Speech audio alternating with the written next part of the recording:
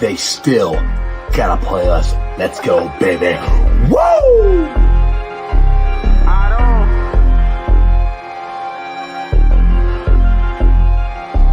Hey, don't run that ball on the one Hubbard, showed you how that go down. Feeling like Santino, tell him we want all the smoke now. We ain't snooping that commercial, we don't put no smoke down. Plus we back and you can't hide, so it ain't nowhere safe to go now. Hey, we always gon' turn up in that jungle every time. How we ain't gon' win when we loaded in with 9? Plus T just came in signed, so the city gon' be fine. Jamar say he open every time and he ain't never lied. Look at how we win at it, the size of the old line. Giving Burrow extra time should be a federal crime. Hey, we right back on that path again. Put the division back to the test, they won't pass again.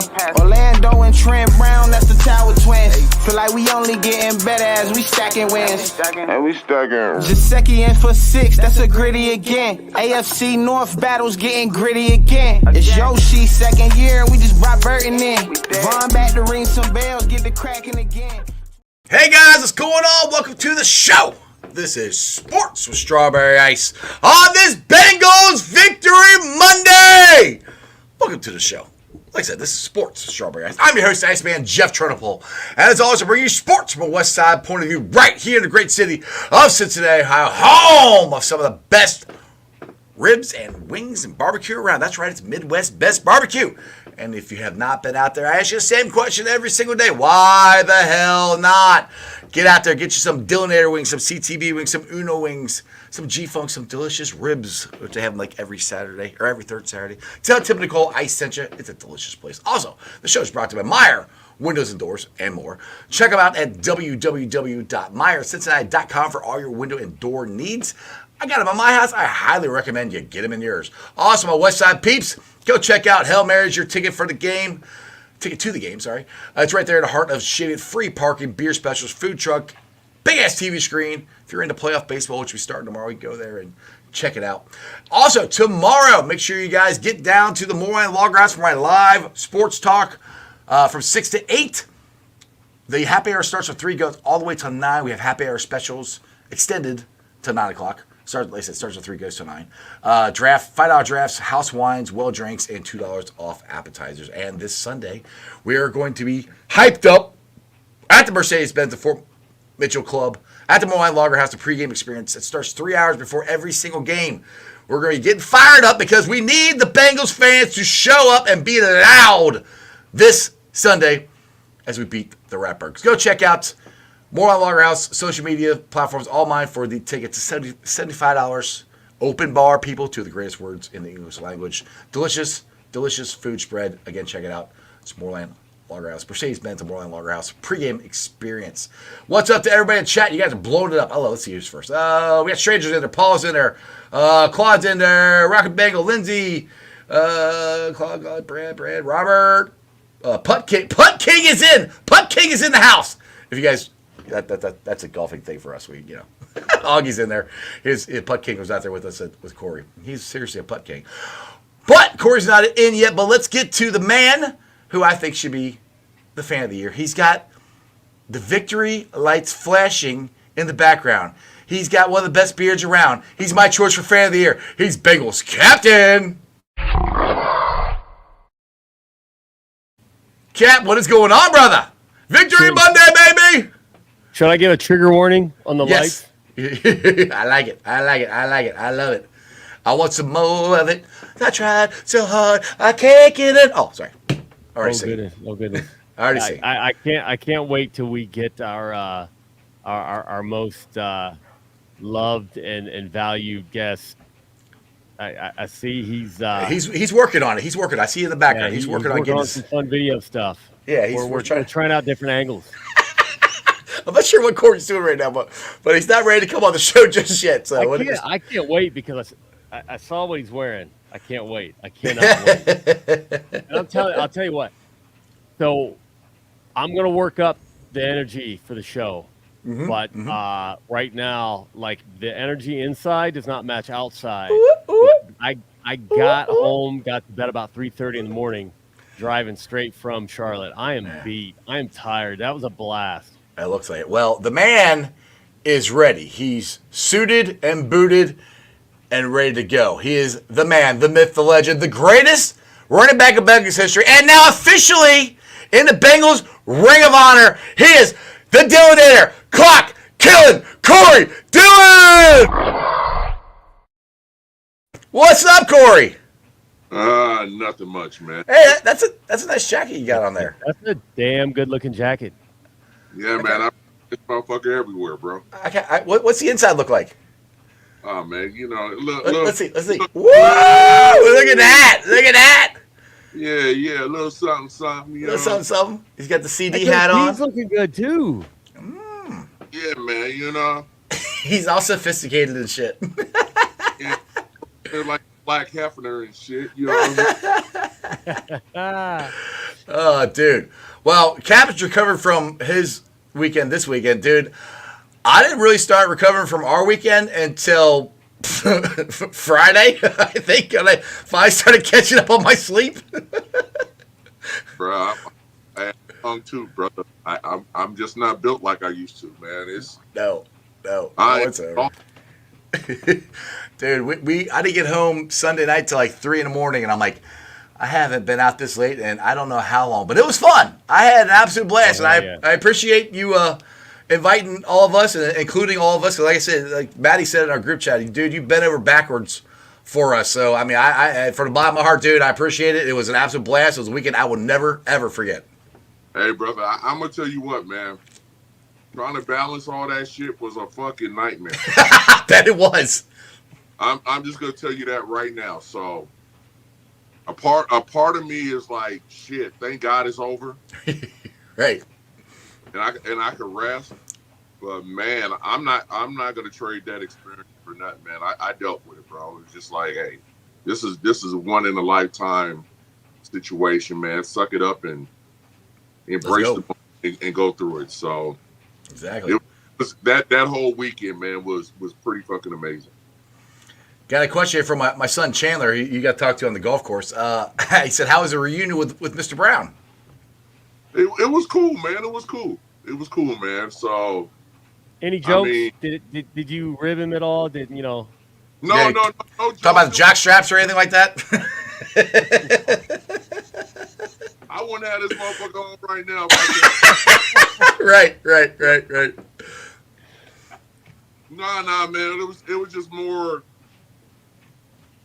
To be honest with you, it was more settled, man. Like more respectful and appreciation conversation, anything. So it was nice. The whole family was there. I mean, from Troy and Katie. So it was cool. Everybody was in the room. Man, and it was pretty cool. Don was there. So we chopped it up, man. We hugged and we got a good laugh, and you know what? We shook hands, and it was like, you know what? You deserve this, man. Enjoy it and embrace it. Exactly. I want to get this $5 super chat from Augie. Appreciate you, brother. He would have the stick if he didn't break it. See, you broke the stick. Hey, man. Bam! I didn't get that. Let me on something, man. Taylor broke that stick before she gave it to me. Oh, okay. So the stick was broken. So the gig was this. They said roll with it. So when you slam it down, it's gonna break. I thought it was all this, just boom, and you just pop the top off. Oh man, yeah, it is that. But you know, different. But Taylor already broke it. I don't know if she dropped it or something. It broke.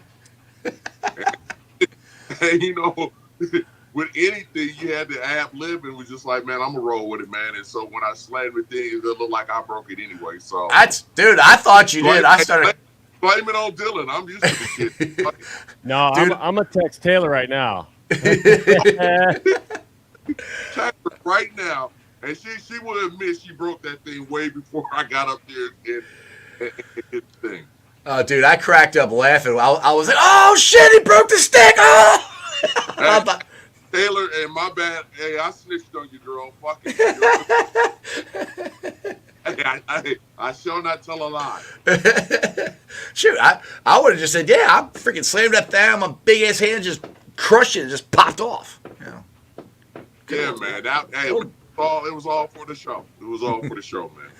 So what was I want to get to Okay, this. go ahead. We got a lot to talk about, but this stuck out real quick. This would be Yeah. good. A question for Corey too. Michael Madden, what about the Panthers fan that threw a beer on Chase Brown? Like it, dude. For the most part, so the fans were cool, very, very cool. But again, like we're second row from the field, and Right. everyone knows they're on camera. Nobody wants to get kicked out of their own stadium, so everyone's going to be cool. That's the secret. You want to have fun at a stadium, sit close because no one's trying to act a fool when security can just reach up and grab you and pull you out the stands. Afterward, there were some weird. There are just a few. Overall, phenomenal fan base. One or two people that I had some weird interactions with, and Corey, have you ever had anybody throw drinks on you? Mm-hmm. Yeah. Because you know what, bro, that'd be the last drink they throw. That's just Corey? I mean- What up after him? like, hey man, you gotta put stuff in perspective, kind of say, right? You know what I mean? You're there to have a good time. Everybody's for that, absolutely. You know what I mean? But you can't cross the line.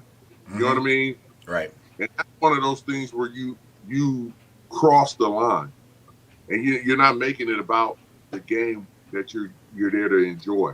Mm-hmm. It's all entertainment at the end of the day. But when you cross the line and make it personal, sometimes there's consequences with that, right? So, I'm just glad my man kept it cool, man, and kept it pushing, and nothing escalated. Yeah, he didn't even react; he just kept going, which was probably the best thing to do. That type of situation can escalate real quick. You know what I mean? So, I don't know what that fan was thinking. He's drunk. I'm glad that came up with it, but man, you got to understand, man. At the end of the day, man, yes, entertainment. We're getting paid to do a job, but at the end of the day, we're still grown men, and we still have our integrity, and you can't cross that line. You know what I mean? Yeah. So, yeah, it's interesting because I know at the UC game they were playing Texas Tech, and for some reason they gave the fans tortillas. I guess it's a tradition or something. They're supposed to throw them up, I guess, when kickoff is. Well, they started throwing them at the Bearcats on the field. I know they got warned or whatever. But every once in a while you see a tortilla fly out of the stands. I'm like, I don't think you really should give fans stuff to throw. No, that feels like a bad idea. That's a bad idea, I think. Very bad idea. Right. Oh, So it's in Buffalo they hand out other things other than tortillas. no. I heard you before, man. I am not rolling with that today. Fuck. We've had that discussion before. Suit on. We got to be serious. Yes, we have to be very sophisticated here. I mean, look, he's all. But the Those fuckers at me, bro. It's on.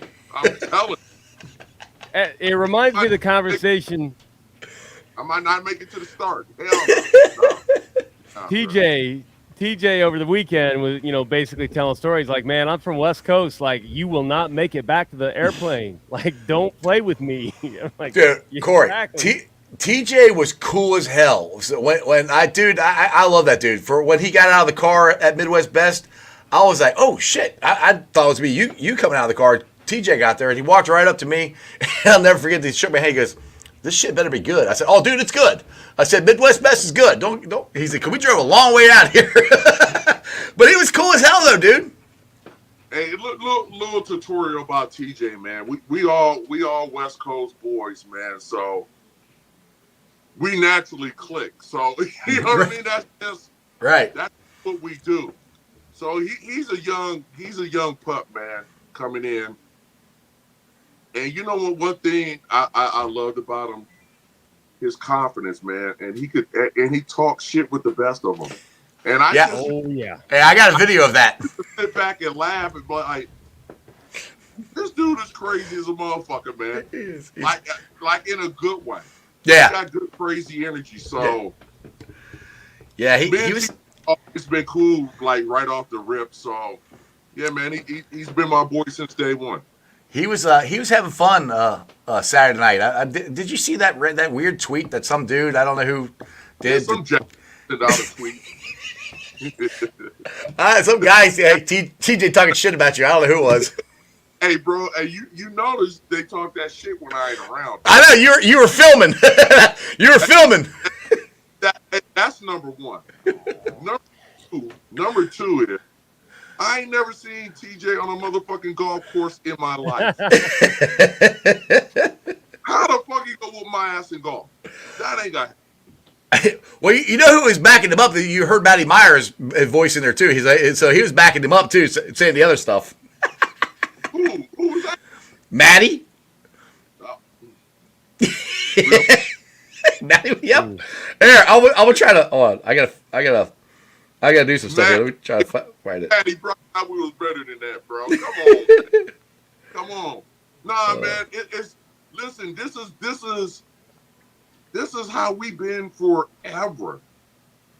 I mean, like forever, ever. It's like it's like I'm the OG. Right. And I'm tired of banging. I'm good. I'm gonna let my youngsters go out there and do their thing. Right. You know what? And they come to me with a story, I'm gonna sit back and laugh and be like, "All right, youngster, it's all good." You know what I mean? That's just me. I mean, and TJ's like my bro. Like him and I'm not that older than Ross, but I love Ross. That's my dude, man. Ross is cool as hell. But in our chain of like longevity, who been there the longest, I'm like, it's like really me and Willie. Right. You've been there the longest, and then you start dipping into Pick and all the others, man. So just like out of our generation, that everybody that played together, it's just like it's me and Willie. Like Willie's been there 1 year longer than I have. So a lot of people don't came through there. A lot of characters, a lot of different personalities, and the ones that stick out the most is, man, you got to give it to Chad, and TJ's up there with him. So, and both of them guys are my dudes. So, it was even though we were going through tough times, man, that locker room was funny as hell. Yeah, it was cool to see how many of the former guys. I know Chad was there up in the box with you, and then we had Takia was there, Willie was there. I ain't seen Tony McGee in like 20 years. I ain't seen Marco. So like that was man, and I ain't seen Carl Pickens in forever. Michael Bankston.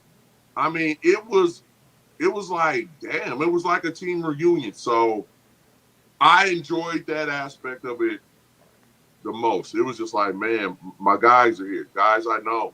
Guys that I've been in war with. So it was definitely Rich Brown. Hey, Brock was there. It was like shit. Like almost my starting O-line was there. You know what I mean? Right. So that's cool. Dope. So how was it to know the people who got the guy who got us kicked out of the Reds owner's box? That was all you guys. It was mostly that guy. It was mostly that guy. All we were doing was cheering for you. Yeah. The craziest shit though, man. I'm hearing people like over everybody, and I'm like, who the fuck could that be? Like, I'm like, wait a minute, man. I ain't got that many fans here at the Reds game. Like, yeah, you had a whole box full. And then I look up, and I was like, how the fuck they get back in there? that was me. I got us back in there.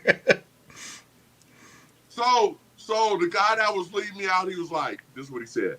He said, look at your friends. They're back up there. You know they're not supposed to be up there. You're like, I don't know them. They ain't my friends. Hey, the first thing on my damn mind was like, hey man, that's usually me up there. acting that's usually me get kicked out of somewhere. Oh, yes. I said, man, I said, look at the crew, man. They up there running amok, man. It was funny as hell, but that in itself was pretty cool. I never thrown out a pitch to start a game in my life, so I like to appreciate the Reds, man, for letting me come down there and do that. That was amazing, and shit, I'm just happy I got that shit over home plate, bro. To be honest with you. It looked good. That was a strike. I didn't know how nerve-wracking that would be until I walked out there. You weren't on the mound, though. Just saying, you weren't on the mound. That's all I'm saying. They didn't let him. That's the story. Oh no.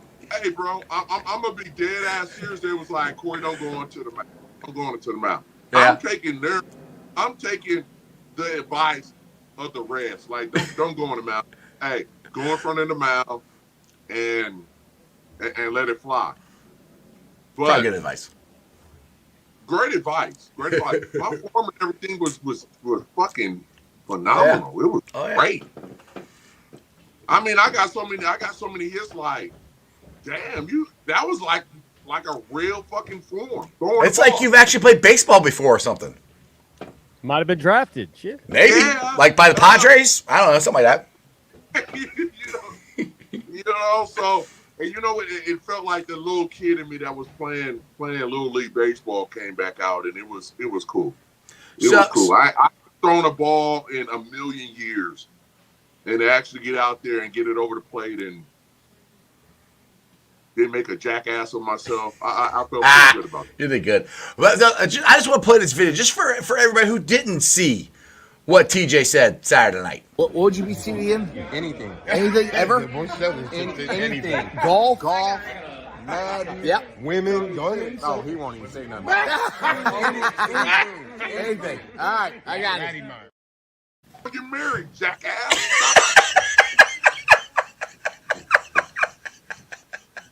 Duh.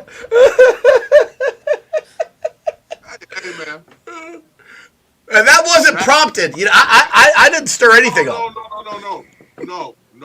I'm gonna tell you something, man. I actually, you know the old cliche line, iron sharpen iron. Yeah, right? yeah. Mm-hmm. We do that daily. Whether it's true or not, I would never say TJ could beat me at anything either. No. Man, fuck you. You can't beat me at shit. Let's go right now. And that's us. Look, and that's God's honest truth, because Saturday night, Corey and Ross are texting me, talking shit about each other about Madden. I was cracking up laughing. You both are texting me. I'm like, I just need to have a three-way chat here. It was funny as hell. I took all that bullshit and I was like, wait till I get this man on this machine and I'm gonna show you what it really is. You know what I mean? Now mind you, he won a couple of games. But he's not telling the whole detailed, full fucking story. Right. Yeah, I'm gonna lose a couple here and there. Mm-hmm. No problem. I can't win them all. I'm not gonna sit there and say I ain't never lost to him. But majority of the time, I'm whooping ass, taking names.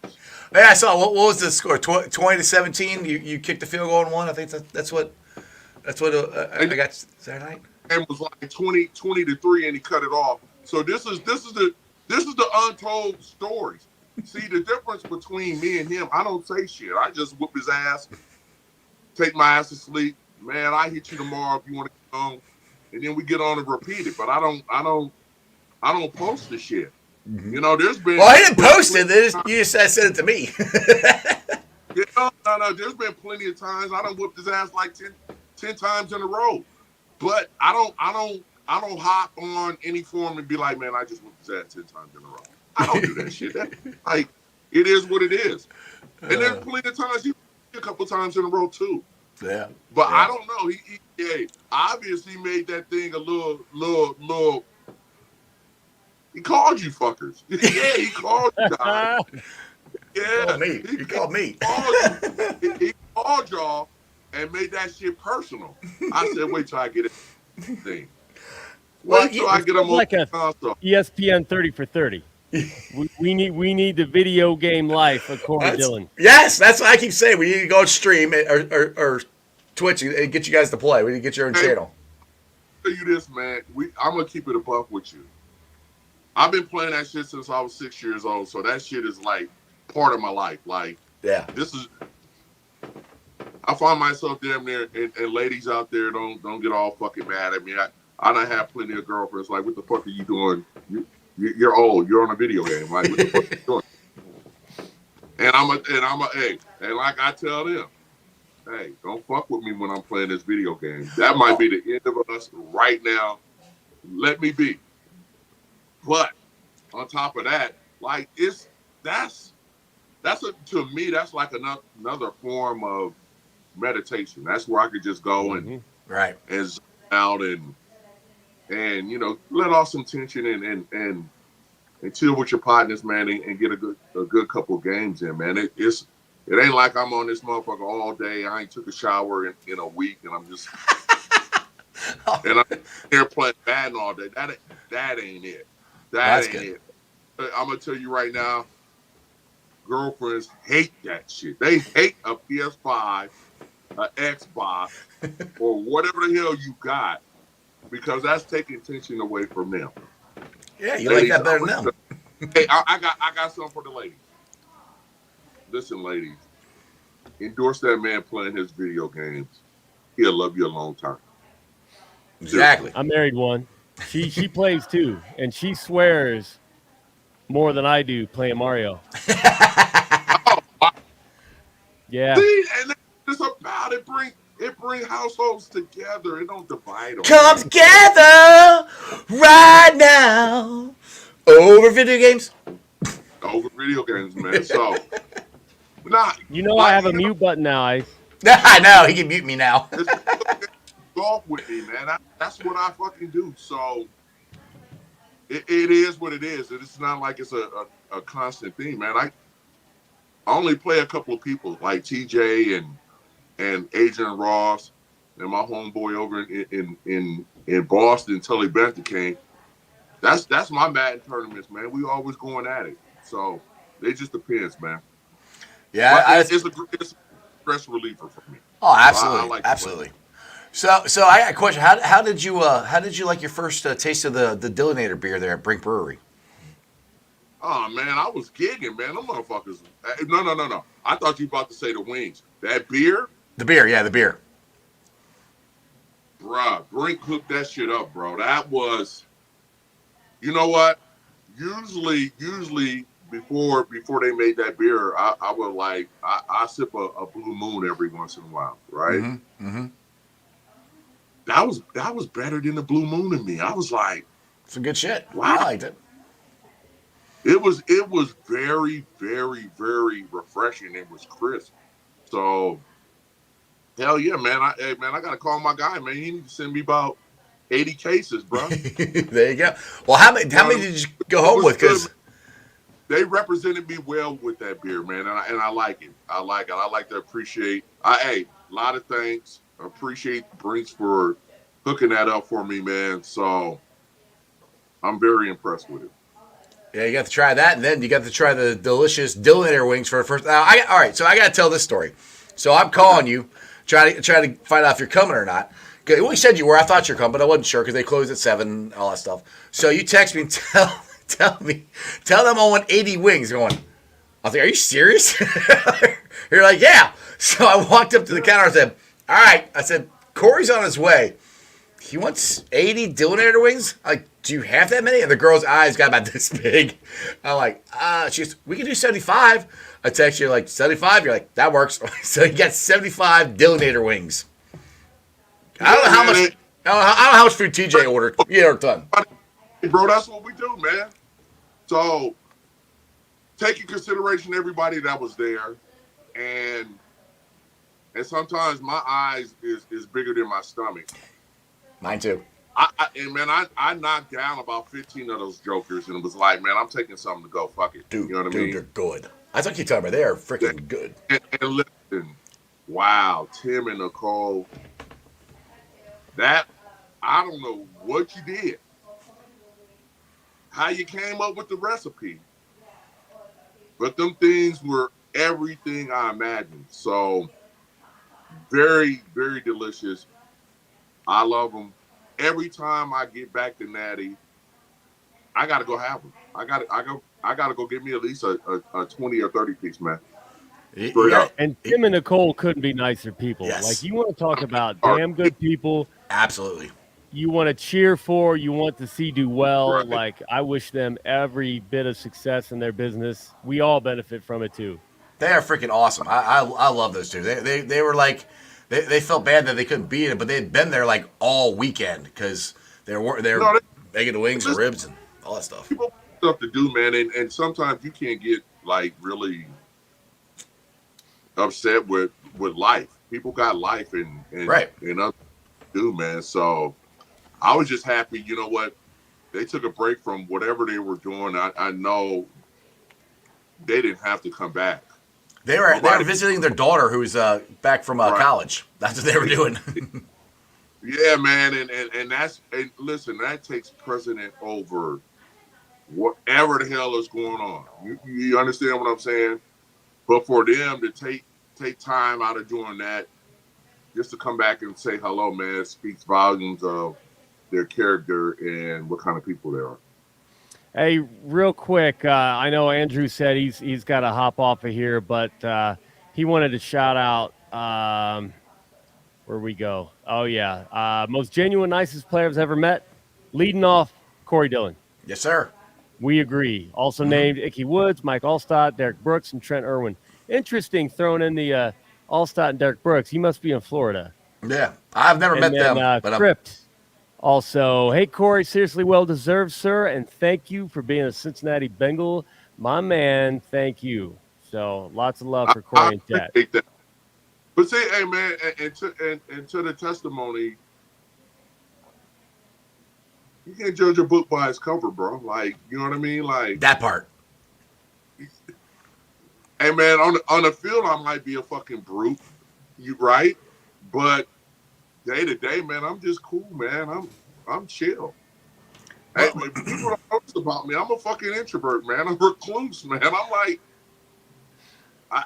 you probably never fucking see me. You'll never see me. And when you do, you probably never know it's me because I'm not giving out no signal that I'm that dude. Right? You're not giving out the CD signal. Unless you're in the club and E40 comes on, and then you got a little shimmy. And then I'm getting hyped. Hey, who's that jackass over there? Hey, you still got moves. You still got moves. Hey, man, that's why my swollen and hurt right now. But dude, it was cool. Your brother is cool as hell. I got to meet him. Your daughters are awesome. I mean, it was cool to actually put faces to the names of people that I've heard of over the last year, getting to meet you and everything. And your family's cool as hell, dude. Your cousins were awesome. They came from Seattle. One of them had to fly from Seattle to Texas to Ohio. And I'm like, that don't make any sense. But they did all that to get here, and it was an awesome weekend, dude. So you see how big my older brother is, right? Dude, all right, so when he got out, and I saw his face, I thought it was you. And then he stood up going, hey, Corey. He's 6'7", dude. So you want to know why my skill set is so unique? Yeah, you're running from him. That part of it. Absolutely. So hey man, like I said, man, they taught me how to play football and we played it religiously. I mean, religiously, we played football. And mind you, my brother's 7 years older than me. My other brother's 5 years older than me. So, yeah, man, competing with them basically was like, shit, it was all out. Mm-hmm. And their thing was this, like, dude, if you gonna start crying and take your ass home, Right. you can't play with us no more. So I learned that I learned that at a young age, man, like to just suck that shit up and man, and play through a lot of shit and that backstreet football we used to play, man, that toughened me up for the real game. You know what I mean? So they installed something in me at an early age, what carried over to actually pro football, man, that I couldn't be taught nowhere else. Absolutely. What you got there, Cap? And I might have a jersey for your brother. That fitting? I told him about it. It's a 60. Let's see what it looks like. That's a big dude. He's 6'6", bro. Dude, he's a big dude. Yeah, first time I saw it, I said, too many people make me feel short, but he does. Yeah, that might work. Oh, you want to know the crazy shit? Man, I felt like he was 6'6" when I was 6 years old. Hear that? Hi. It feels like a dress. It looks like a dress on you. It looks like a dress on you. I think that fit him. Oh, hey, bro, he could definitely work with that, man. I'm dead ass serious. And I want to put this comment up here from Chop here. He goes, the lesson that you taught me, Corey, as a matter of fact, TJ had a conversation that made me less than my hate of Carson Palmer. But we'll see how that goes. Yeah, he was telling us some stuff about Carson and different things. Remember, I started that convo. Yeah, Jordan Palmer. Jordan Palmer started it on me. Well, some of the stuff we can't. I don't think we can say over the air that TJ told us. That's we might be able to, but I don't. I'm not until somebody tells me I can. So I'll put it that way. Good call. You know, but it's Carson has love for Cincinnati. He's all the time. Yeah. Yep. And listen, man. This is something I want to advocate for, bridging the gap between players and fans, man. Sometimes it's not all what you hear, man. Mm-hmm. You understand? Carson, Carl Pickens. Hey, but the two Carl, biggest ones. Not all you hear. I mean, I'm pretty intelligent. Like I get the whole aspect of when some players leave, the number one objective is like, oh fuck him, he's this, he's that.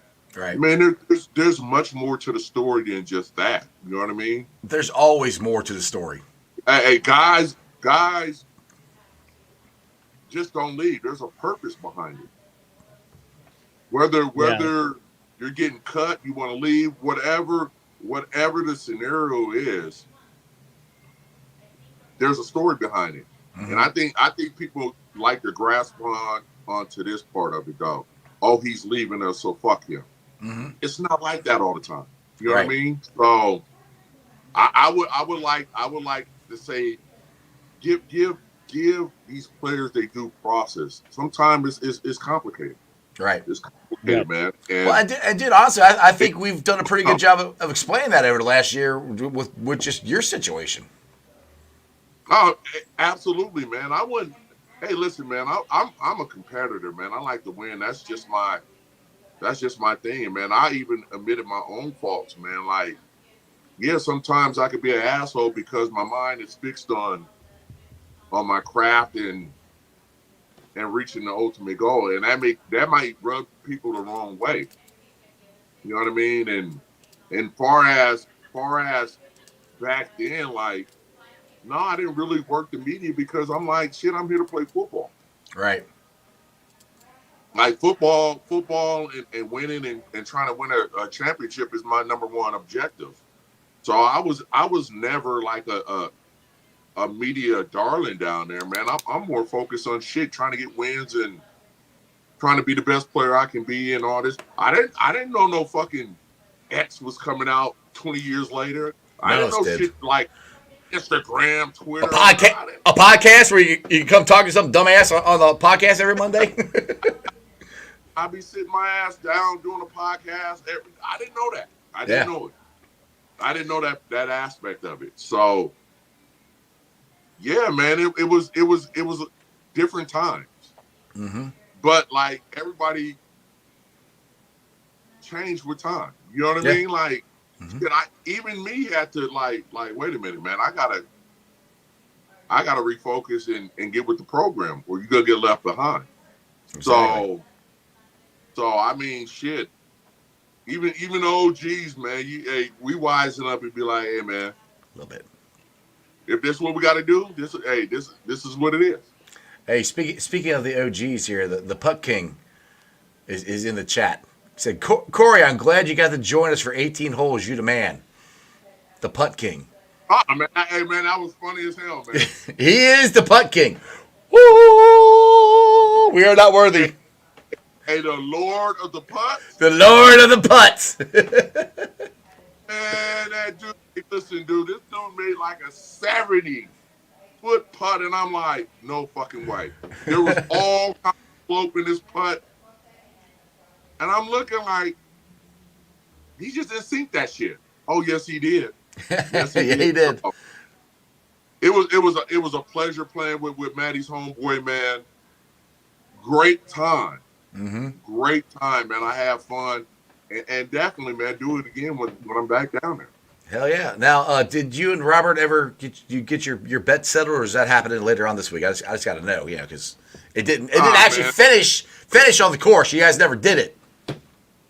Hey, man, I'm gonna put a stranglehold on Rob, man. If you listening, man, hey, all I gotta say is 6-0. He know what that means. We ain't gotta get into detail. And I'm pretty sure if he hear the podcast, he's gonna be calling. He's gonna be texting me like, "Fuck you." Probably. But Robert did have one of the greatest drives of the day where he hit the deer. Oh my God! I got that on video too. Somehow. If we had that on tape and you posted that, man, hey, the animal rights people will be on his ass right now. Yeah, I'm still, like Augie said, Santori said he would give us Hooters and wings and beer if somebody hit the deer. I was still waiting for that. We haven't got that from Santori yet. He said that, and right after that, Robert went, doink! Where you go, Santori? What's the deal, bro? Oh, goodness. Hey, man, whoa. Are you kidding me? Oh, that was fun. So what else can we talk about before we get into the game? Anything else you want to bring up, Cap? Any moment from last weekend that you want to bring up to Corey or anything like that before we get on to yesterday's game? I mean, we talked about it, last week a lot. Corey could make it and everything. No, it was an amazing experience, and thank you so much for letting us even be a small part of it. Exactly. I really, really appreciate that, and well-deserved, Corey. Long overdue, and now we get to tackle the next overdue thing, and that the next jacket. Yeah, man, we're the gold one. Hey, I appreciate you fellas, man. It's been a long road. Mission ain't over, man. We won jacket down. We won jacket down. One not done. Exactly. But we're definitely not done. It just puts some more light on the resume, man, and hopefully the right people pay attention, man, and start taking us seriously. So awesome experience. And I wanna give a shout out to the Bengals front office, the family, the whole organization, man. They put on one hell of a show. I'm deeply touched by it. It was amazing. And just to see the veil drop and see my name in that stadium, undescribable, honestly. Yeah, so I went down. So my seats are up top now. So I walked down because there's no way in hell I wasn't going to go experience this down in 158 where I used to sit. So I stood next to this guy. I was hoping you were coming out of that hallway because I wanted to give you the belt. I had the belt with me. But just watching you get the jacket on and seeing your name up there was freaking unbelievable. I didn't accomplish anything, but I felt like I accomplished something just being there with you. It was, this dude was tearing up. So, if he was mic'd up, if they put that on Into the Jungle, you'll hear him tearing up when you got the jacket on. But it was an awesome experience. And like, Corey, honestly, dude, I appreciate you taking my big ass everywhere because you didn't have to do it. So I really do appreciate you doing that for me. It was a lot of fun. I'll never ever forget it, dude. Hey, no problem, man. That's the least I could do, man. We started this journey a year and some change ago, man. Yes, sir. Not even knowing not even knowing where to go or have any plans of or any game plan. To be honest with you, We're just hanging out on Mondays. hey man, we just hanging out on Monday talking shit like we usually Yep. do. Pretty much.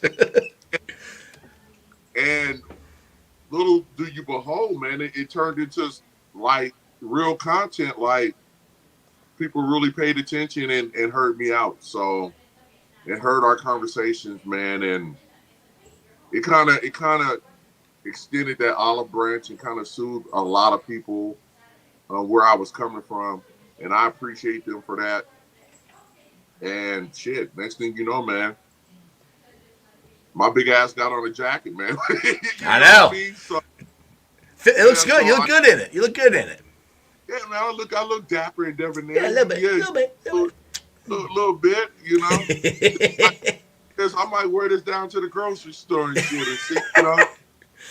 Hey, now what you got? Now what you got to do is you got to take a picture with a jacket on and then put the Super Bowl ring on and just style like that. You got two big things. I mean, two big things. But I thought about that, man. That'll be my next pick, bro. That should be your Twitter picture. Oh, change it up. Yeah. That's a good idea. So I'm picturing him in the gold jacket, okay? Oh, yeah, the gold jacket. He's got the two fingers in the Ring of Honor jacket, but it's flipped so the stripes are out, and he's looking back, and he's got the ring, you know, yeah. I like it. Hey, y'all. Hey, man, I just look like this. Hey, man, but I got one sharp-ass resume, bro. That part. Hey, man. So... And the resume's still working because you know what? This show and hanging out with us and everything you've done for Jeff and everything, honestly, you have no idea the impact that you're going to have for other legends like a Carson Palmer. Now, personally, I think everybody still loves Pickens. Yes. And when you talk to him, tell him that. Pickens, Mike. Hey, man, he's like, let me tell you something. Like, there's a couple of players that were my mentors while I was there early. And definitely it was Carl Pickens and Boomer Esiason. So I go back and forth between their information. You know what I mean? They try to figure it out. And what I loved about both of them, and of course Willie Anderson as well. What I loved about all these guys, man, they took me under their wing and like accepted me and was like, even though I was a rook, was like, come on, rook, let's go here, let's go. You know what I mean? Treated me like one of the guys. And just for that, man, I appreciate them guys a lot, man. I got a lot of respect for them. And all them guys is they were one hell of a football. They all good football players, man. And I'm just thinking like, they dealt with the same shit I dealt with. You know what I mean? Right. So I get it. Even though you know I pushed through, man, I still feel like it ain't complete because I seen them guys bust their ass, go out there, make plays. How many wars we've been in, and a part of me feels like they deserve their flowers as well. Exactly. That's true. I agree. I love Chad to death, but if there were wide receivers that played the game like you played running back, it's Carl, TJ, and Pick. Yeah, definitely for sure. To the T, bro. Like tough, like kind of like Jamar Chase was yesterday, shoving everybody down when he took it to the house. That part of it. That's TJ and that's Pick right there. Right in a nutshell. So that toughness and the will of you know trying to do what's best for the team and scoring that extra gear, that was them guys, man. Absolutely. I mean, Pick was a smaller Megatron to me. He was just a smaller Calvin Johnson. He had the same strength, the same leaping. He makes the most spectacular fucking catches. You'll be like, how the hell did he catch that? Yep. So, yeah, man. Hey, we had some pretty good ass players, man. We had better players than the people give us credit for. I'll tell you that. Yeah. I would agree with that. Absolutely. Now, if we had a coach to match back then, those teams could have won some games. Like, I've heard stories, and I feel bad for what the players had to go through, and the people goofing off and not taking the game seriously, and everyone else having to watch it. And man, there's it's a hard knock life, man. Just a little bit. As a kid watching, I had no idea, and then years later, I heard something like, "Wow, I didn't realize that could go down in a professional football team." But here we were. I'm just finding out some of those because of somebody. Yeah, man. I done lived through some of that shit. So, yeah, man, I was there firsthand, first smoke. So, yeah, man. But that's any team though. Yeah. Any team, you know what? It ain't all complete. You know what I mean? It ain't all one movement, man. You have a couple here and there that, man, they go against the grain. Mm-hmm. And that's with every organization. It's just not with Cincinnati, man. So I mean, look at Urban Meyer in Jacksonville getting lap dances by the locals after a loss and then gone. Like he was famous. OSU, everybody loved him, and then one of the worst NFL coaches ever. Ever, man. It didn't last that long, man. So it's all about conduct, man, and how you handle yourself, and what's your real goal. You know what I mean? Yeah. If are you there to win? Or are you there for the go? So he was there for the lap dances. Yeah, apparently. Or are you there to see some girl clap her cheeks? I don't fucking. What out? Yeah, that part. Which, if anyone wants to, 4th Street Love, downtown Cincinnati. Oh yeah. That part. Mm-hmm.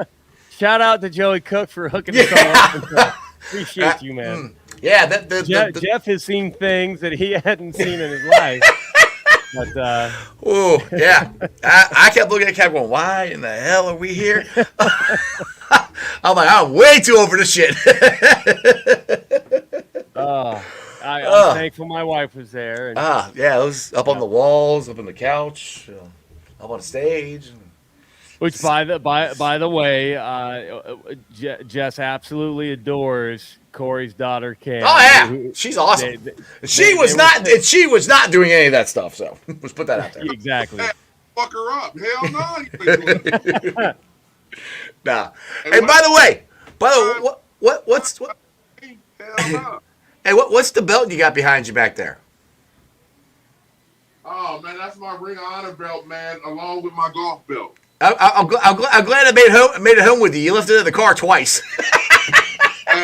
and we, hey man, don't be talking about my fucked up days now. Hold up. Every time I got back to the hotel, I'm like, where the fuck my belt go? I know. Well, when you left Club Love, I'm like, do you have the belt? And your brother or your daughter had it. Yeah, we got it. I'm like, all right, cool. They're like, I'm giving it to like 3 times. I'm like, hey man, if it wasn't for them, man, I don't know where that damn belt was. I see it damn near circulated around the stadium. I seen all kind of. Oh, dude, I was carrying it Instagram with it on. I'm like, hold up, I was carrying it around, and everybody's like, oh, wait, is that a Corey belt? Dylan belt? I said, yeah, it's Corey's. They're like, get the fuck out of here. I was like, no, it's Corey's. He left it in the car. Can I get a picture with it? Sure. Take a picture with it. Hey man, that was just that weekend, man. Shit, we was just a little into the sauce a little bit. I forgot a lot of fucking things. A little bit. Luckily, you didn't ask where the lipstick came from on the side and why it smells like Brute cologne. I don't know shit about that, man. Hey, that's your own separate deal, Cap, man. Don't be putting that shit off on me. I ain't fair witness to none of that shit. Oh, what That belt has seen some things. It's seen some things. Well, that's the thing is, I went down at halftime. I was hoping if I could get your attention, I was going to give it to you on the field, but you guys are all at the other end of the stadium. I'm yelling your name. You couldn't hear me. And I was trying to give you the belt then, so you could wear it out there. Couldn't hear a damn thing, man. And it was like, shit. I was like, shit. I didn't even see. I seen everybody else. I seen Cap. I seen Mike. I seen the Savage was there, and I thought you would be there when we going to the do the Who Dey thing. So, oh, dude, I'm up in the 300 section. I'm way the hell up there. I should have went down, but I didn't. I was wore out from walking up to my seats now. So I'm thinking maybe I collected there. So that's what I should have done. Yeah, I should have done. Or you could have texted brother and say, "Hey, meet me at the Roar of the Jungle with the belt." You know, I could have gave it to you then, but yeah, at that moment, man, there was just so much shit going on, man. Oh, I know. was just like, shit, what's next? And from that point, man, we went and chilled till halftime, and then like almost like 5 minutes left, we had to go down to the field. So, and they did real slick, like, man, we shit everybody out the elevator. We going straight down, and you don't really see nobody once you fall in security. So it was pretty cool, man. Everything kind of worked out the way it's supposed to. So. Well, we definitely had fun with the belt at the Moorline tailgate. We had lots of people took pictures of me. Your boy Means from Black Owned. He was there. Yeah. Sent me some shit on Instagram with my belt on. I'm like, man, how the fuck? What's going on? You know? We were taking that everywhere. To top it off, I was wondering, like, damn, there's so many smudges on this damn belt, man. Who had this belt, bro? That was me, dude. I was carrying that thing around. The crime, and I told the law to take the fingerprints off the belt. Y'all all be fucked up, man. Y'all. So it's full circle. He went from one thing getting used and passed around back in his playing days to now the belt. It's full circle. Full circle, like. Everybody smudging my shit up. I'm like, wait a minute, man. I was trying not to, man. I was cleaning that shit up. I was trying to get it clean. I'm like, man, this thing's... Hey, when I got this thing, this motherfucker was glistening gold, like shining. I can see the sparkles off it. And then he gets it after everything, and somebody already hocked to it. No, a little too hard. What's the deal? Nah, it was cool though, man. It's cool. Dude, honestly, I'm just glad you got it because I was the whole thing. Motherfucker back. I'm like, are you fucking kidding me? The whole thing is, I just want to get back to you. It was cool though, man. We had some fun, man. There was a lot of different ceremonies that were pretty cool, man. And yeah, I enjoyed myself. I enjoyed myself. That belt got more yards than Corey got against Denver.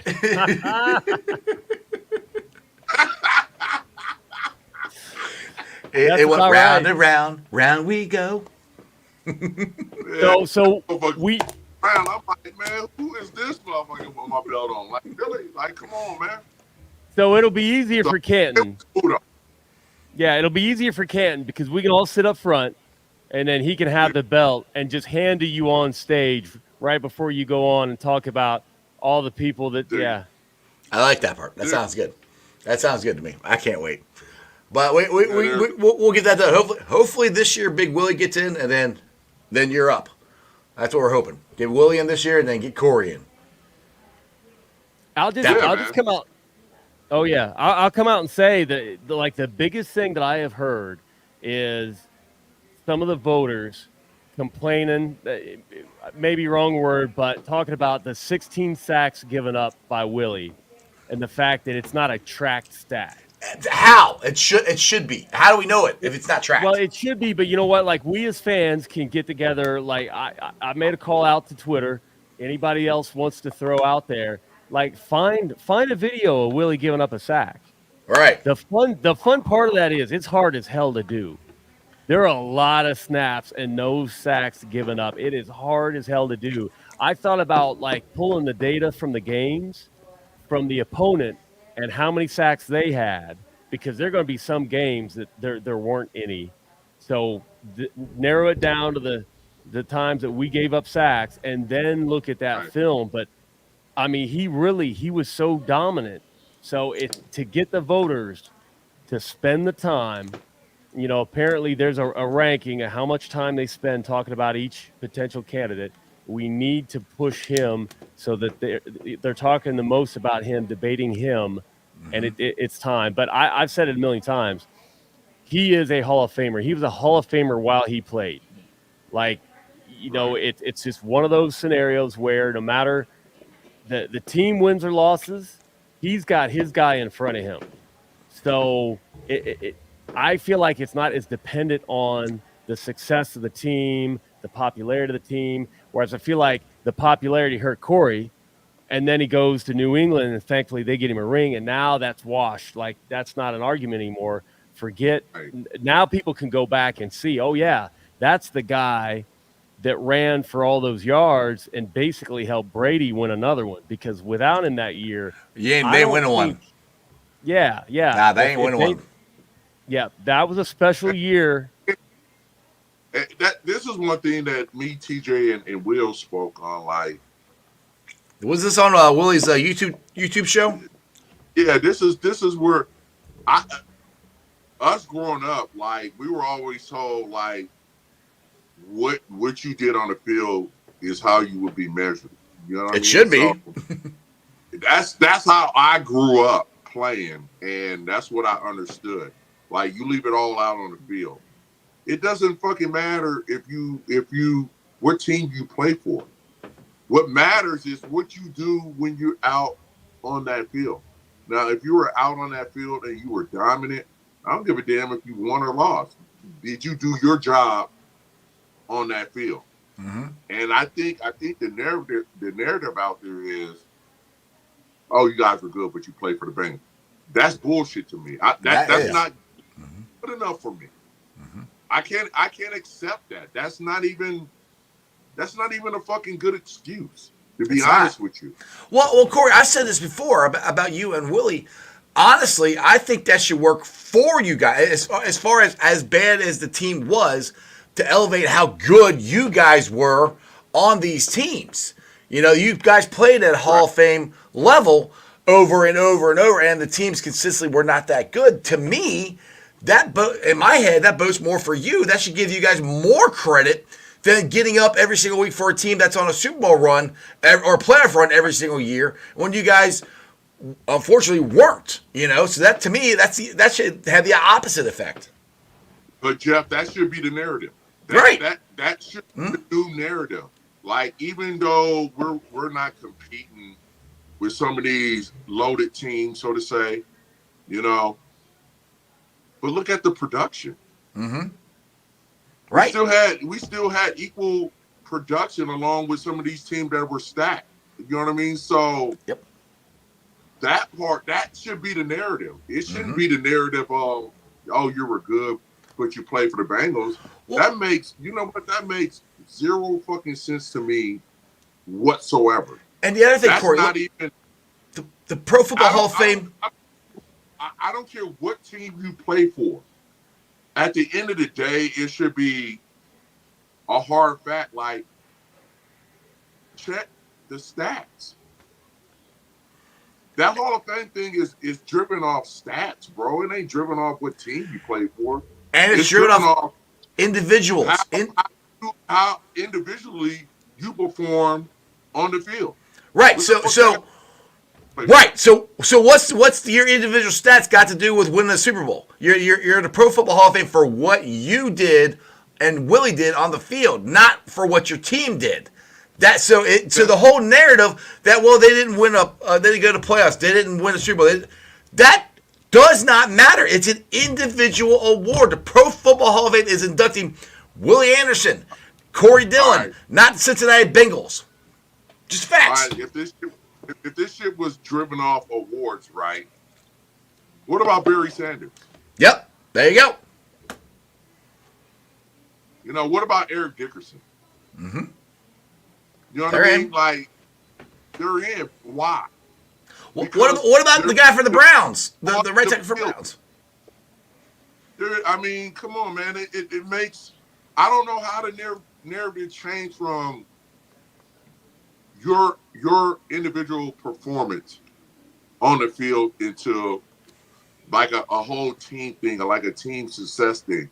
Because there's – I guarantee you could go find 50 guys that's in where their team wasn't that successful, but they were one hell of a football player. Well, the tackle for the Browns, I cannot remember his name. He just got in 2 years ago. Yeah. Sorry. Huh? What's his name? Joe Thomas. Joe Thomas. The Cleveland Browns sucked way worse than the Cincinnati Bengals did in that era. Season. And 0-16 season. And that dude got in before, and Willie hasn't. That's bullshit. Don't tell me it's playoffs. Don't tell me it's Super Bowl. That he got in. Why the hell aren't you and Willie in? You can't tell me if you're going to put him in that quick and Willie's not in. That's bullshit. And you're not in, and Eric Dickerson's in, and you're not in. That's bullshit. That is. Yeah, man. It's something. Hey, man. I don't know. I don't know. Maybe there's some shit I don't even fucking know right now. Maybe they don't like the Bengals. There's some kind of undertone to what it really is. But just me on the inside and the outside looking in, man, it doesn't make no sense to me at all. No, at all whatsoever. So I'm from that old generation where there wasn't no social media, and we were taught you will be measured on the works on the field. Exactly. And it just seemed like that ain't it no more. No, I don't know when the goalpost got moved, where it's something different, but yeah, man, it should be stat driven individually on. Well, okay. The other thing, regardless of what team. The other thing that pisses me off, if you played for the freaking Squealers, if you had anything to do with any of that organization and you were a halfway decent player, you're in. Halfway decent player, you're in. You could have been the holder on the team. And oh my God, remember that play he made in the Super Bowl? Oh, he's a Pro Football Hall of Famer. That's a bit of an exaggeration, but how many fucking Steelers have gotten in? I understand they had a great team. I get it. But you guys are great players too, and you guys should get in too, regardless of what the team did, because it's an individual thing. That's what drives me nuts about this. I don't get it. And nobody can tell me otherwise. You can't. It shouldn't be a popular team vote. You know what I mean? Like it's an individual vote. And if that was the case, like the Dallas Cowboys been more famous more than any team in the league, it wouldn't be no Hall of Famers. You know what I mean? Because it'd be all them. It'd be all them, right? Yeah. It'd be the Hall Dallas Cowboys. So you gotta try to make sense of this shit, bro. Mm-hmm. And at the end of the day, it doesn't. And I'm not talking bad on the process, but I'm just saying it needs to be altered a little bit, man. Like, or at least they gotta explain. Give us a good explanation of why the hell you guys aren't in there. Somebody tell us why. Give me a reason why Corey and Willie aren't in there. Give me one good reason why you're not in there already. Favoritism. Yeah. You want to know what I hear? What pisses me off, and I'm disgusted by it. And this is the number one answer I get every fucking time. And tell me if I'm lying. Well, you played for the Bengals. If you played for any other team, you would already be in there. The fuck's that have to do with it? What the fuck does that mean? What does that mean? What does it mean? That's what's been killing me for the like. They say that again, then why the hell did Joe Thomas get in? Go ahead, Cap, sorry. It doesn't make sense. He's on TV. That's why he got in. Corey's on a podcast. Willie's got his own podcast, so those are more popular anyway. So yeah, hey, I'm on a podcast now, so we should if anybody gets right? bored, like you can look at Pro Football Reference. It's a pretty good website. They've got a lot of analytics there. A little less, I don't know, secret sauce than something like Pro Football Focus, but they do have a Hall of Fame monitor. And they have kind of developed their own little equation here on why somebody may be a lock. And per their numbers, like anybody with 120 or more or higher, they're all in the Hall of Fame. 80 or above is more than likely going to get there. But the problem is they mirror what they see out of the voting committee. So just for example, quarterbacks is a 7.5 penalty if no championships won. I mean, so Dan Marino, you can't tell me Dan Marino which obviously he's a Hall of Famer, but what I'm saying is, hey, that man would have won how many being on any number of teams in the modern era.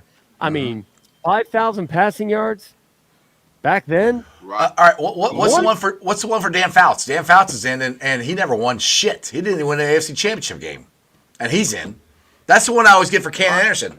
So Ken Anderson's not in. All right. Well, he didn't win a Super Bowl. Well, Dan Fouts didn't win an AFC Championship game. He got beat by Ken Anderson, and he's in. And Ken Anderson led the NFL in back-to-back years in the 70s and 80s in passing. When you didn't pass the ball very, very much then. So you can't tell me that Ken Anderson doesn't deserve to be in there either.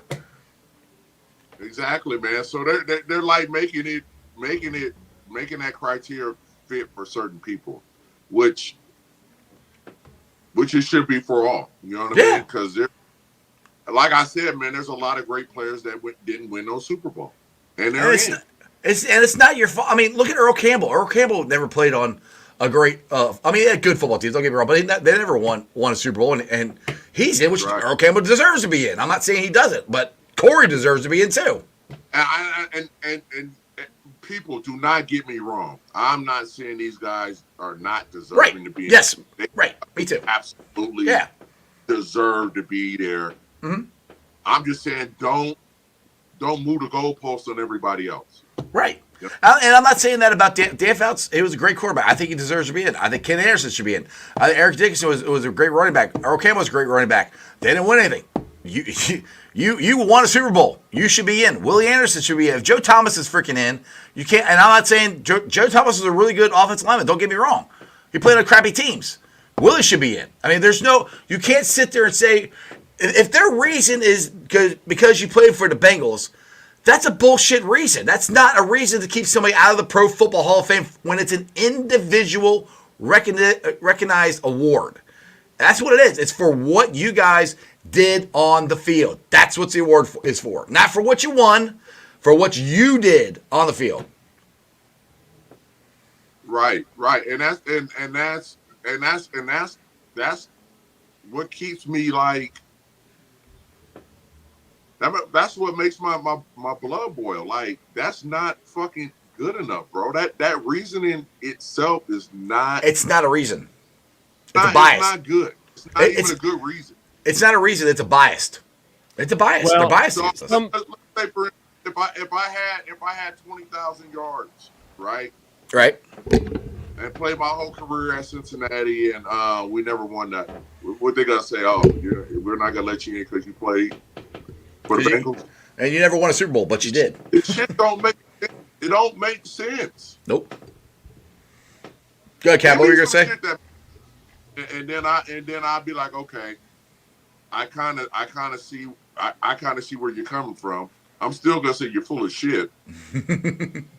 But so first of all, with Joe least give me Thomas. some sense. With Joe Thomas and Willie, Joe Thomas left tackle, Willie right tackle. If you swapped them, Willie's getting in first ballot, and Joe Thomas is probably waiting, even though Joe's on TV. That's probably what it is. The weird. That's stupid. And again, it's because of all these old ass dudes are sitting around talking about this stuff. Who I've seen a lot of them have never touched the game, but they get to write about it, and then that means they get to vote about it. And then they've got this ego because they hold that power. They hold the power on who gets that bronze bust. It's going to their head. And when you break down some of the comparisons, so, Jeff, you talked about Fouts. Fouts had 8 years in the top 10, like passer rating. Right. Ken Anderson had 9. There's a slight edge to. Now, according to the Hall of Fame monitor, Pro Football Reference, Ken is over 80, which would put him Ken's going to get in eventually. It's just I hope it's while he's still here. That's the key. Willie's going to get in. Every year I say it's going to be this year. It better be. And it's going to be a matter of time. And with Willie, you know me. Anybody would thank anybody, thank the fans in general, but it's Willie's getting in because of his resume. Absolutely. Corey's getting in because of his resume. They're not getting in because of us. All right. So Corey's getting in. Go ahead. Corey's getting in because of his resume. We might need to help the voters get over some bias, though. Yeah. It's it's just like this. Corey got in the Ring of Honor because of what Corey did, not because of what any of us did. So people keep giving me credit. Stuff. It had nothing to do with me. He was just on the show. He did it. I didn't do it. He did it. That's the thing with this pro football thing. What they did. What I'm saying is the way the bias works is if no one did anything and never mentioned Willie Anderson's going to get in because of his stature at one position, and it was so dominant. It wasn't close. And again, because he can go mano a mano. You can judge him based on what he did to the dude standing in front of him. Mm-hmm. He was dominant. I'm not taking that away from it. He was dominant. Right. But I feel like it's easier for people to talk about. Even though I brought up, it's hard to find, how many sacks given up on film. But you can see that dominance one-on-one.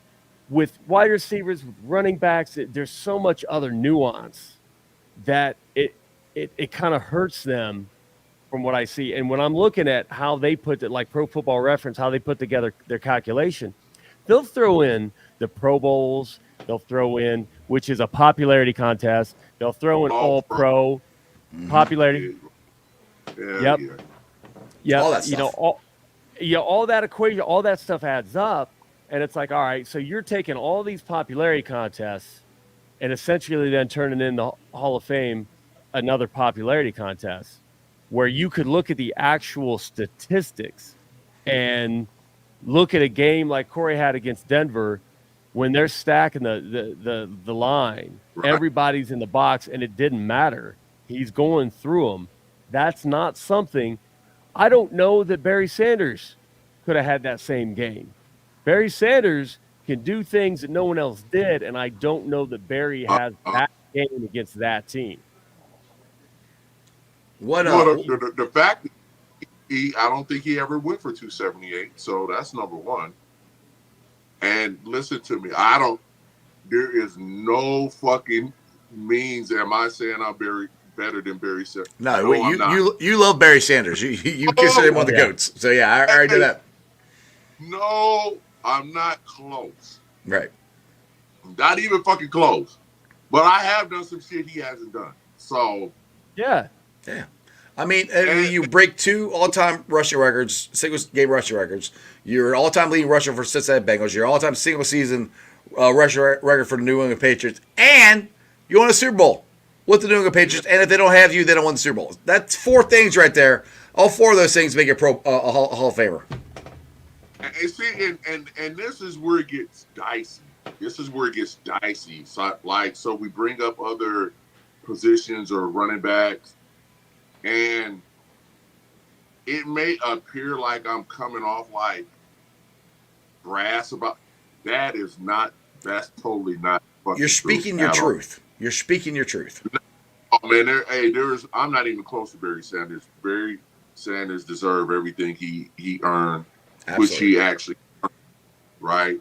But I don't think back then there were fucking all pro teams and all this bullshit they got now. So I think back then he was actually measured on his performance on the field, which was fucking phenomenal. Could never be fucking duplicated whatsoever in my mind. Right. And he's at where he deserved to be where he's at now. I'm speaking and advocating for the guys like me and Fred Taylor. Like, you know what I mean? We're up there. We're not quite them.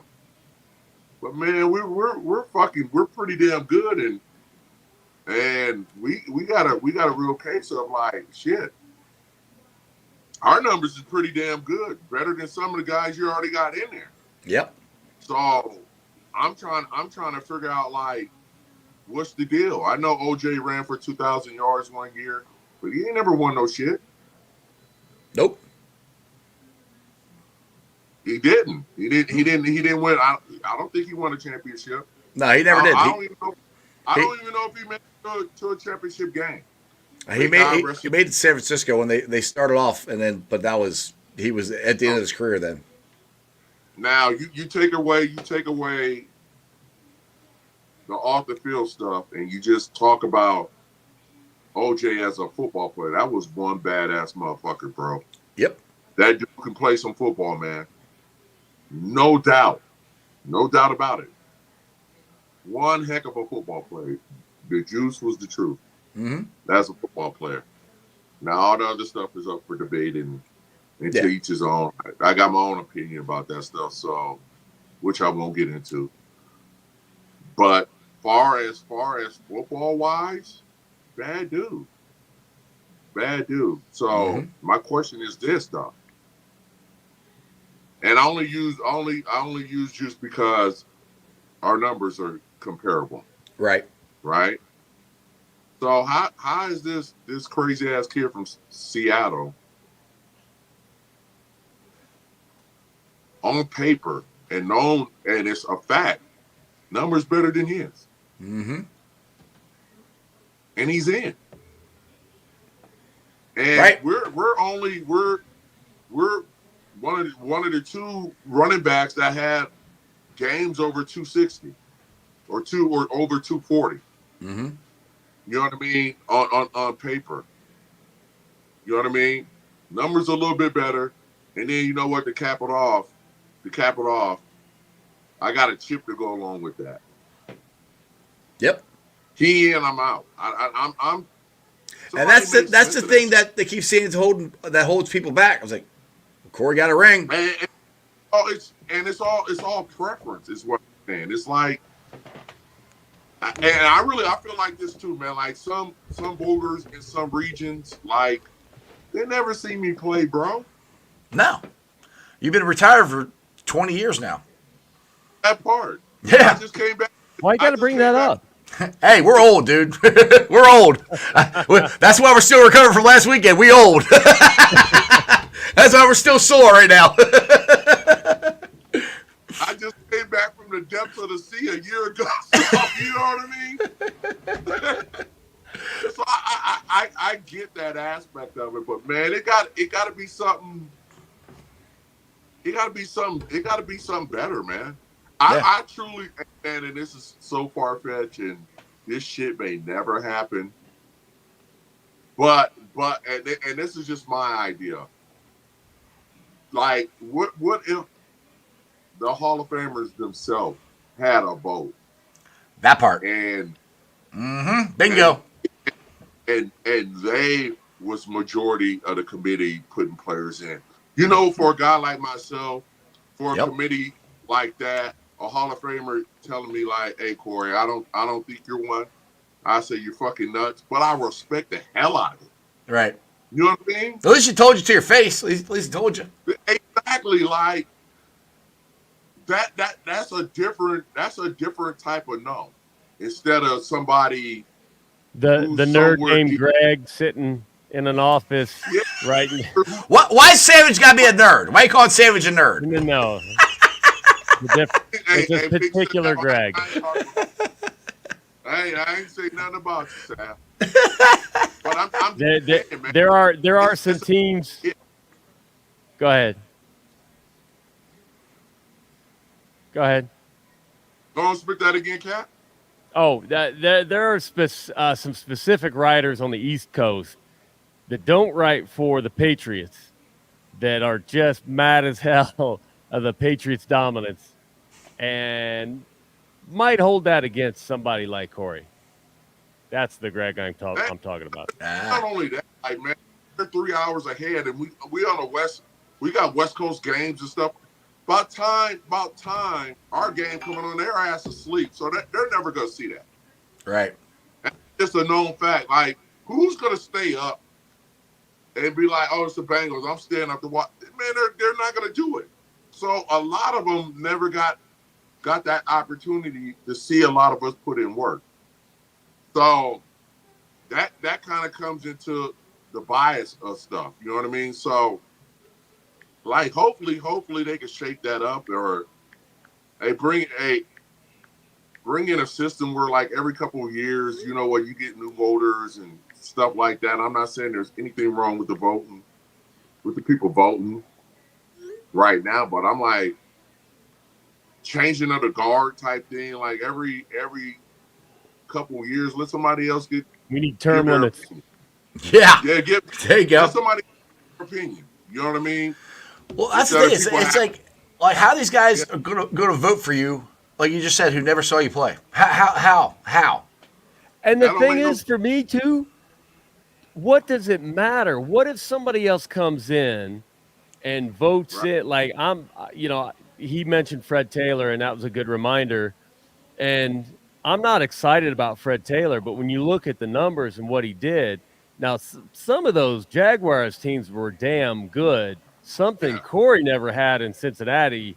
He played on some dominant Jacksonville teams that Right. that Cincy couldn't have ever touched. So Yeah, and he that's played a the little AFC Championship game too with them. yeah, that's a little check in Corey's column. But hey, I'm biased. I'm a Bengals fan.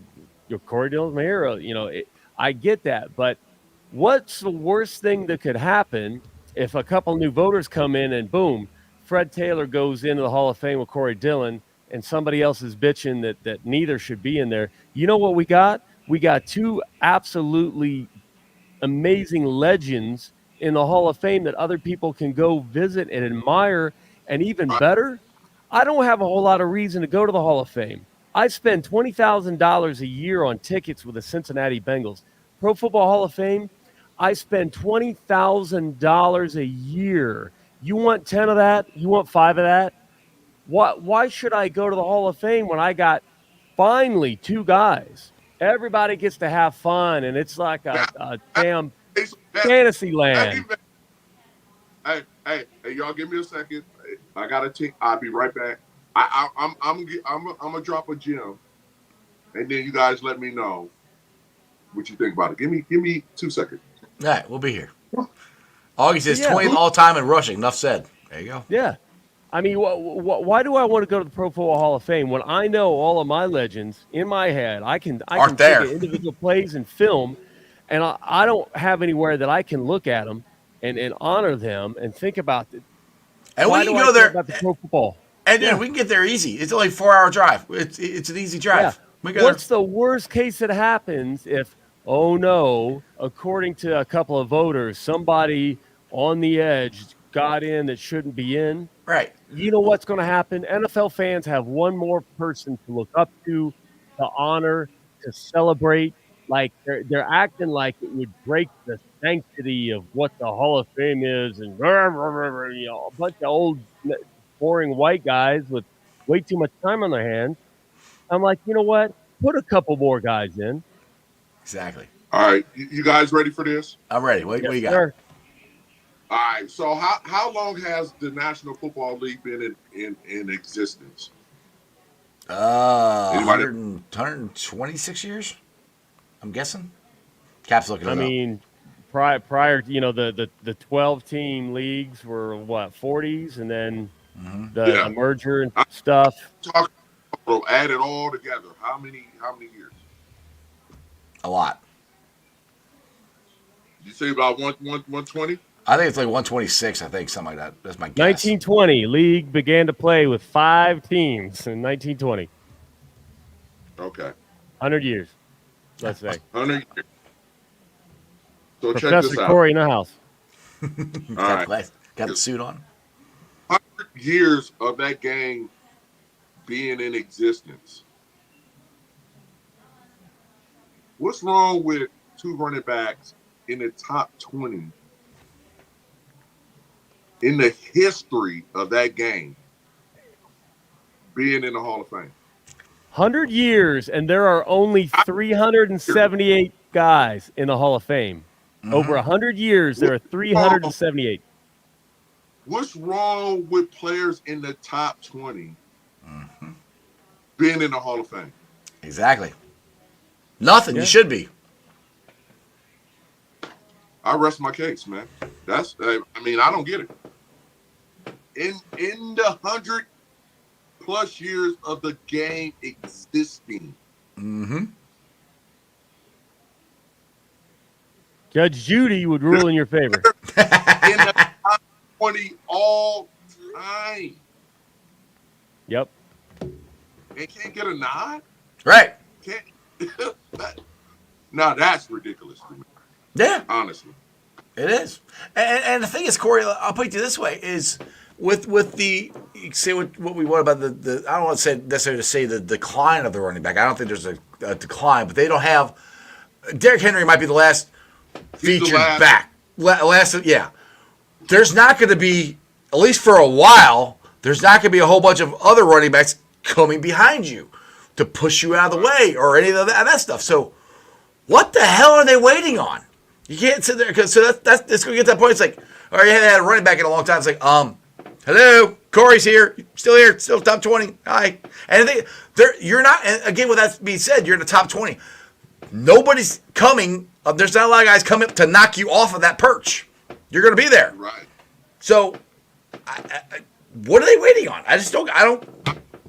What? Why is it so bad to put a Bengal in the Hall of Fame? Why is it so damn bad to put a Bengal in? Why? Because they played their Bengals. So? Exactly. I don't get it, man. That baffles me to this day. 100 years existing,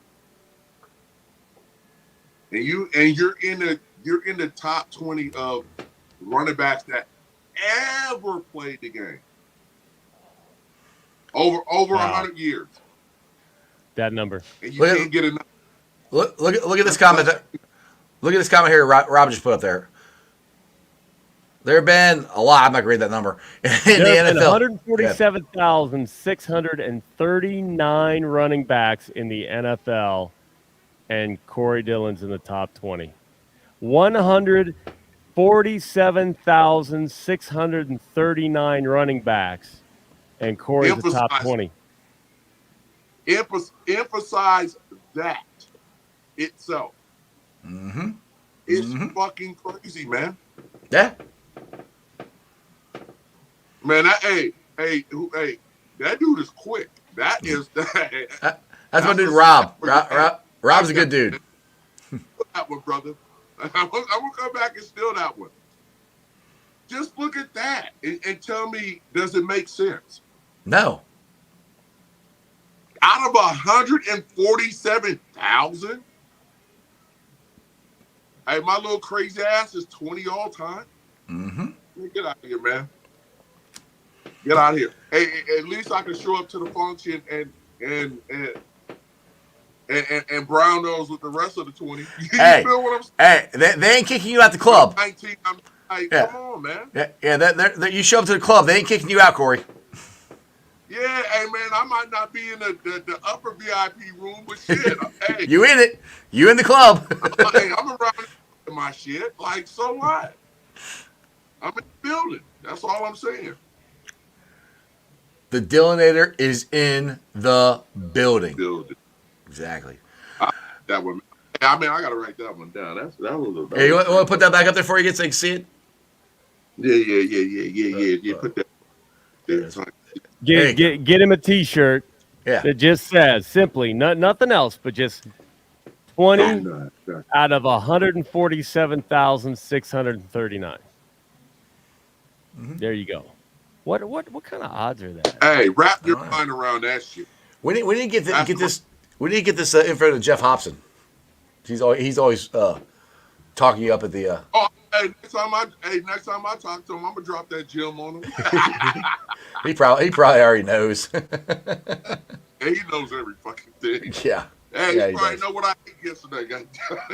The Corey's in the top 1.5% by far. Do the math on it, bro. Then why the fuck is he not in? Hey, I just look like this, man. I look like this. Hey, man, all the voters, man, I love you guys. I apologize if I did something wrong to you, but shit, let your boy in, man. Let your boy in. Let both your boys in. Let Willie and CD. Let them both in. It's All time. right,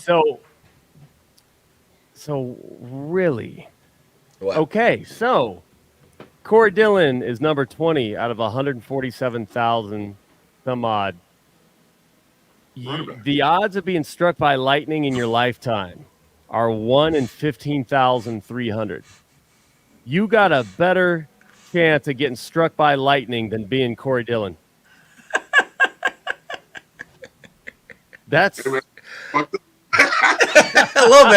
little bit. That's crazy. Hey, man, that ain't right, bro. That ain't right. All right. That ain't right, man.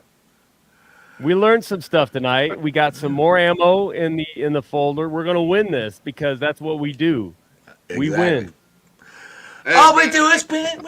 Oh. that was a mega gem you dropped, son. I like that one. Good job, Man. Rob. Hey, good job, Rob. brother. That is, hey, man, that made me, hey, I'm even thinking like, now that I think of, that's fucking crazy, dude. That is. Hey, Holmes got an That's idea unreal. here. He said we might need Corey's big bro to make a visit to some of these Hall of Famers. He's got to be rolling around an ice cream truck like Big Perm.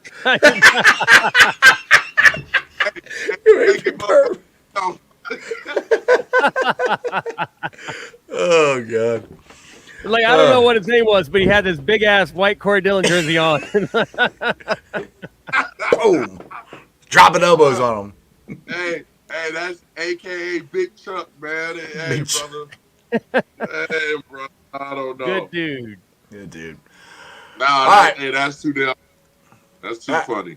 Well, we've been out for an hour and 45 minutes. We haven't even talked about yesterday's game. So, Oh, God. let's because some people are like, oh, so we won yesterday, which we did. We won yesterday. It's a Victory Monday. I'm very happy about that. When you're a winner, you don't have to talk about the game. You just just flaunt win. the T-shirt. All we do is win. Oh, but Hey, we have the Ravens. Yo, We all in agreement. Hey, man, about time. I'm glad they got their first one. Mm-hmm. And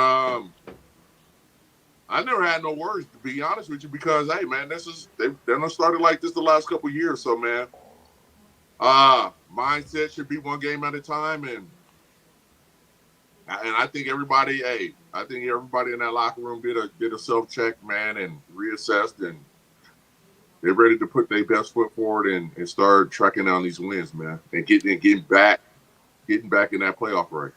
yes, sir. Yeah, Jackpot was pulling his Houdini act a couple times yesterday, and that is, I think, the second time in his career that he did not get sacked.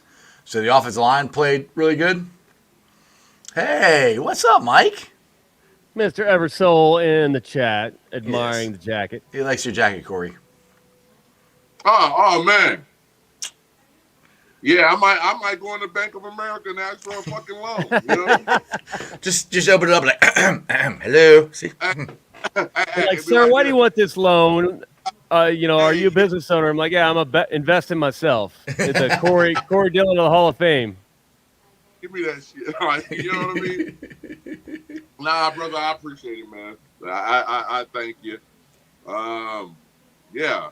Hey, you know that little hot sauce they say? Hey, I put that shit on everything. Yes, sir. Where it is everywhere. That's I'm surprised. I'm surprised you didn't wear it to the club Monday night. I thought you were gonna wear it there. Hey man, I don't want no liquor spilt on this shit. Nah, bro. or worse, glitter. You can't. It takes forever to get glitter off. On this jacket, brother. I put that thing up. You know what I mean? There was lots of glitter there, and it's scattered in certain areas a lot. And let's came out glitter free. Fuck that. Oh goodness. So we got the Ratbirds coming up. Derrick Henry looked like a freaking beast last night. I hate to say that. BJ Hill, hopefully it should be back. Hopefully Trey Henderson will be back. McKinley Jackson, our 6th-round pick, there's a chance he can come back, which we're going to need them, Corey. We need some run stoppers against them. We're going to need this game, period, man. So, man, we need all the help we can get. And this is gonna be a tough fucking game, man. Them guys look, that running game over there is fucking, oh man, it's scary. Yeah. But I think our guys will be up for that task, man. And hey, you guys, listen to me. I've seen Mr. Henry run 1,000 times. Hey man, when you guys go up to tackle him, pop his ass in his thighs, man. He'll go down quickly. That's Mike Hilton. Mike Hilton's taken him down before. There it is, man. Do not try to slug it out with the big fella. Hit his ass in his thighs, he'll go down. Well, the big thing is honestly, hopefully, Corey, we can get out to like a 2-score lead before they know it hit them, and they got to chase us. And if that happens, then they ain't running the ball as much. Exactly, man. So we got to start quick and hit them in the mouth, man, and stay on them. Yes, sir. Get them on the ropes. Well, I'm excited to see what's going to happen because Jamar said he was putting the offseason behind him, and he did. He balled out, T-balled out. Joe played freaking like the one play I wish they had hit on was the second one where Joe scrambled around and he throws it and Jamar is open and Jamar cut his route off. If he hits him and Jamar it's a touchdown. It's another touchdown. And that would have been one of the plays of the year, getting Joe out of the sack or whatever and then hitting Jamar. It would have been awesome. They look good, man. Every game, but shit ain't gonna look pretty all the time, man. Hey, all that matters at the end of the day is that W in that stat box, bro. And I don't give a damn if they won by 1 point. It's a win. So that's good enough to, you know what, build on and take that into next weekend. I understand we're dealing with a tough opponent, but hey man, we gotta have that mindset that hey man, they can get their ass whooped too. We've had their number before. So like I said I'm not scared of their defense. I think our offense can handle it. I'm not saying I'm scared. I'm more worried about our defense being able, with the injuries we have, to be able to stop them enough so we can win. But that's why they play the game, baby. We'll see what happens. That's how they. Hey man, I'm confident they'll come up with a good scheme to stop that RPO shit and King Henry, man. If we can neutralize that, that's half the battle. And I have total confidence we're gonna put up some points. So it might be a slugfest, but we're gonna come out and win with a win, definitely. If we win that, I think that'll put us in second place or close to second place, I think. So we're right back in the race. So Corey, you've been on for That's still a lost help. Yeah. Definitely. Well, you've been on for an hour and 52 minutes. So this has got to be a record for us, I got to say. Yeah, and this is the first time we talked about the game. Ain't that some shit? I know. We talked for like 10 minutes. that. Hey, on that note, the show's over. Well, thank you guys. Exactly. Hey, we talked about the important stuff, and that is Corey Dillon is the fucking man. Yes, he is. Hey, I just look like this. Man. I try to be better. That's my motto. CD, again, honestly, I thank you for everything you let us do this Yeah. weekend. It was an absolute blast and a pleasure being able to join this whole weekend with you. And I can't wait to come back in next time we get to hang out. And I sure as hell can't wait for Canton. That's going to be an absolute freaking blast. It's going to happen. Man, everything's in motion. Yes on both situations. Hey, you'll see me soon. And, hey, without you guys, this I wouldn't have on this dapper pimp jacket. You know what I mean?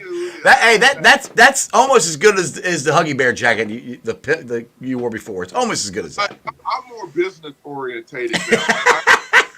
You know what I mean? I ain't with that limp and pimping, man. I'm businessman, CEO, Mr. Dillon. So I like this jacket more. Well, it looks good on you, Corey. I like it on you more. People out there, it was all jokes. Don't be thinking I'm doing anything illegal. I'm not. Yeah, exactly. All right, Corey. All right.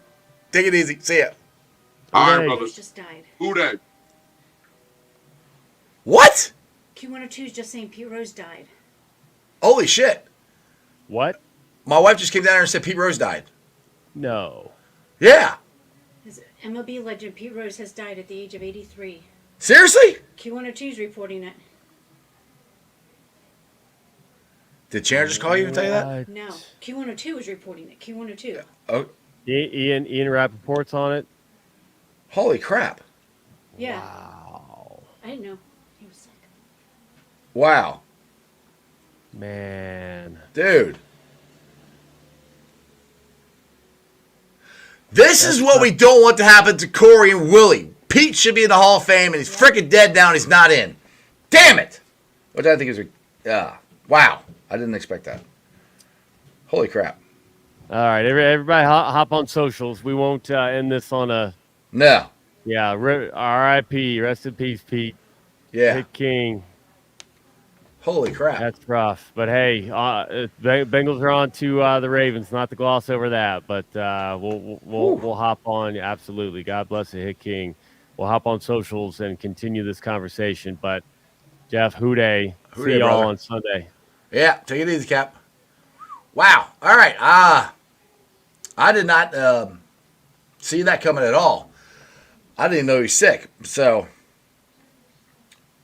yeah. My thoughts and prayers out to the Rose family.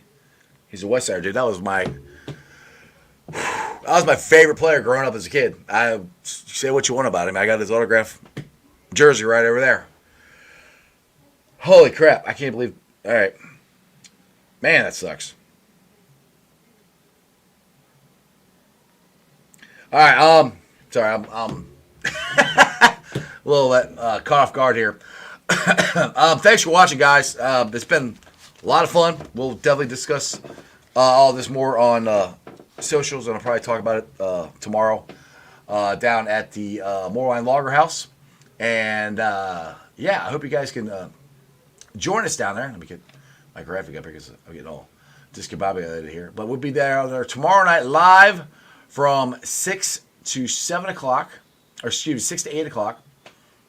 Happy hour goes from 3 till 9. So come on down to the Moorline Lager House. I'm pretty sure we talk about Pete Rose. Join me and Joe Farsing. We're going to have Richard Skinner's going to be down there. And we'll have some thoughts about the Hit King. It's $5 drafts, house wines, $2 off appetizers. And my thanks to them for everything they provided for us, along with the best barbecue joint around is Midwest Best Barbecue. Tell Tim McCole I sent you. Get you some Dillinator wings, some CTB wings, some Uno wings. Also, shout out to Meyer Windows and Doors. Check them out at www.myersouthside.com for all your window and doors needs. Also, Hail Mary is your ticket to the game. Cool little spot in the west side. Free parking, beer specials, food trucks, big ass TV screen. It's awesome. It's Hail Mary's. It's your ticket to the game. I've been live streaming on ZTV, YouTube, Facebook, X, Twitch. You follow me on all those, along with Instagram, Threads, and TikTok. And for all of you that don't know or just find out apparently Pete Rose has passed away. I'm trying to find all this there. I'm trying to find on social something. Yep, here it is. Yep, Cap just put it out there. Yep, Pete Rose has died at 83. Again, you guys can say what you want about Pete Rose, but growing up a West Side kid, going to Western Hills and playing on the same baseball fields that Pete played on was awesome. And him always representing the West Side and always hustling and playing like he did, always meant something. And he was he was my grandfather's favorite. Excuse me. He was my grandfather's favorite player. So losing Pete kind of reminds me of my grandfather and my grandma. I have a jersey over there that says "Turn Up on 14" on it, and I got it because of my grandparents, because they were such huge Pete Rose fans and huge Reds fans. So losing Pete sucks. So you guys say what you want about him. You know, I know he wasn't the greatest guy all the time, but he was my hero growing up. I gotta get out of here. Anyway, you guys have a great day. I'll see you tomorrow live at the Borderline Logger House. That's your sports, baby. See ya. They still gotta play us. Let's go, baby. Woo!